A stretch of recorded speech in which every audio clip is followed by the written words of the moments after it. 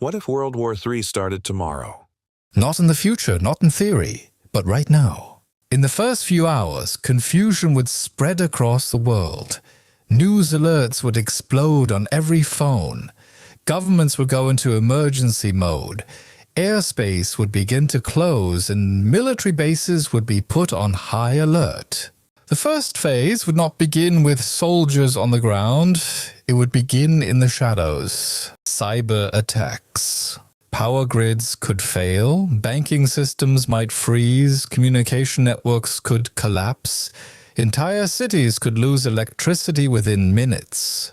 Then the skies would change. Missiles would be launched. Not necessarily nuclear at first, but precision strikes targeting military bases, radar systems, and critical infrastructure. The United States, NATO, Russia, and possibly China would all move rapidly. Alliances would activate. Countries would be forced to choose sides. Within 24 hours, global markets would crash, oil prices would skyrocket, supply chains would break, panic buying would begin, airports would shut down, borders would tighten. But the real fear would be nuclear escalation. There are over 12,000 nuclear warheads in the world today. Even a small fraction of them could change life on Earth forever. If nuclear weapons were used, entire cities could disappear in seconds. The shockwaves, heat, and radiation would create devastation beyond imagination. And it wouldn't end there. A nuclear conflict could trigger what scientists call a nuclear winter. Smoke and ash would block sunlight, temperatures would drop, and global agriculture could collapse. Billions of people could face food shortages. But here's the question. Would World War III really start like this? Communication between governments would become critical. Every decision would matter. One mistake could escalate everything beyond control. Or has the fear of total destruction actually prevented it? For decades, the world's most powerful nations have avoided direct war, not because they trust each other, but because they understand the cost. Mutually assured destruction. If one launches, everyone loses. So while tensions rise and conflicts continue, the reality is this. World War III is not just a war between countries. It would be a war that could change civilization itself. And that is exactly why it hasn't happened yet. But the first 24 hours would only be the beginning.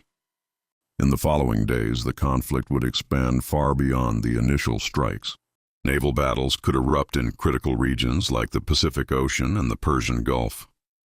Aircraft carriers, submarines, and destroyers would play a major role in controlling key sea routes. At the same time, space would become a new battlefield. Satellites that control communication, navigation, and military coordination could be targeted or destroyed. Without them, modern armies would struggle to operate effectively.